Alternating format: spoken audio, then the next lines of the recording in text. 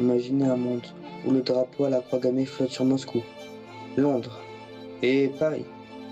Un monde où l'URSS s'est effondré dès 1941. Ce n'est pas de la fiction, c'est ce qui aurait pu arriver si Hitler n'avait pas commis ces trois erreurs fatales. Aujourd'hui, on change l'histoire.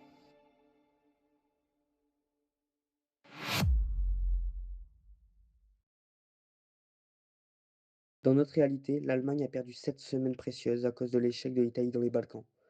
7 semaines de beau temps gâchées avant l'hiver russe. En plus, Hitler a éparpillé ses forces partout, entre Leningrad et l'Ukraine. Ah ouais, le mec a voulu jouer sur tous les tableaux, en mode flow à la Blue Lock. Il a cru qu'il était le seul attaquant sur le terrain et il a fini hors jeu. C'est un peu ça, mais dans ce scénario, il devient plus froid, plus stratège, et surtout beaucoup plus égoïste.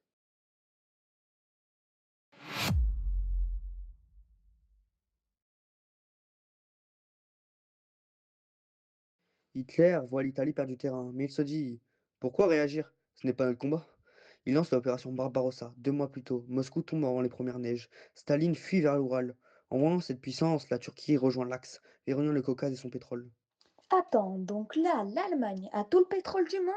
Ils sont en mode ressources illimitées, comme dans un jeu vidéo. C'est incroyable. Exactement, et c'est là qu'il gagne la partie. Il envoie ce pétrole au Japon. Résultat, pas de Pearl Harbor. Le Japon n'a pas besoin d'attaquer les USA tout de suite. L'Amérique reste neutre et isolée. Staline pensait être sauvé par ses troupes de Sibérie, mais le Japon, sous l'impulsion du Reich, attaque l'URSS par l'Est.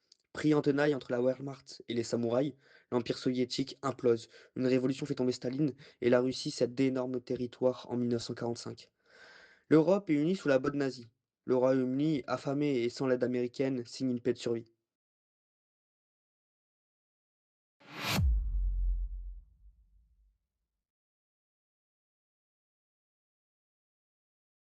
Le Reich a gagné, mais à quel prix? Hitler bâtit la Germania, une capitale monstrueuse, mais l'économie ne tourne que par le pillage et le travail forcé. C'est un colosse au pied d'argile. C'est comme quand tu gagnes une partie, mais que t'as plus de batterie. T'as l'air d'un roi, mais dans 2 minutes, tout s'éteint.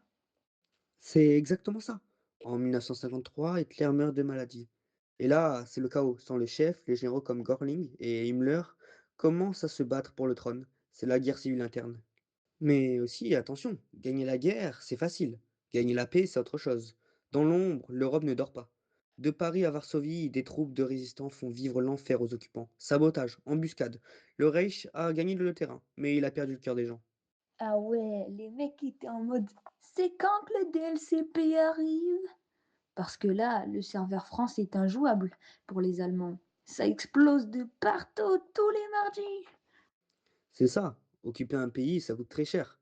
Et à force de vouloir tout contrôler par la peur, le Reich se vide de son propre sang, pour surveiller des peuples qui ne veulent pas d'eux.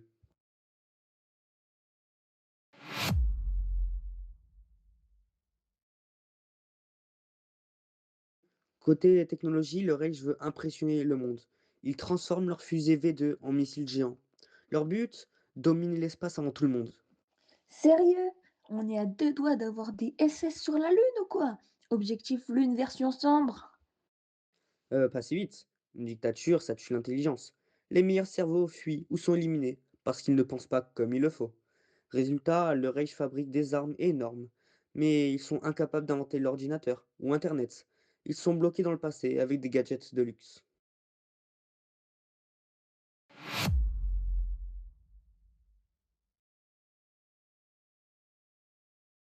En 1953, c'est le coup de grâce. Hitler meurt. Et comme tout l'Empire ne tenait que par lui, c'est le début d'un battle royale géant entre ses lieutenants. Himmler, Göring, Goebbels. Et ils veulent tous les trois la couronne. Ah là, on est dans un vrai mode chacun pour soi. Ils se trahissent tous pour le top 1, mais la zone se referme sur eux. C'est exactement ça. Le Reich n'a pas été battu par une armée étrangère. Il s'est autodétruit. Les généraux menacent d'utiliser l'arme atomique contre leurs propres rivaux à Berlin. C'est le chaos total.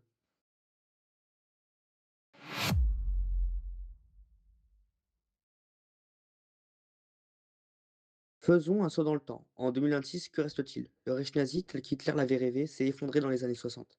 Incapable de gérer les révoltes dans les pays occupés comme la France ou la Pologne. Imagine un peu le TikTok de l'époque. Tuto, comment renverser un char tigre avec un cocktail Molotov. Ça aurait percé direct. Peut-être, mais la réalité est bien plus sombre. L'Europe de 2026 dans ce monde serait une mosaïque de petits pays en ruine, marquée par des décennies de dictature, pas d'Union européenne, pas de démocratie stable. On aurait un retard technologique immense car la science aurait été bridée par l'idéologie. Nietzsche a gagné la guerre, mais il a perdu l'avenir. L'histoire nous montre qu'un empire bâti sur la haine finit toujours par se dévorer de lui-même. Je pense qu'on en a fini pour cette uchronie.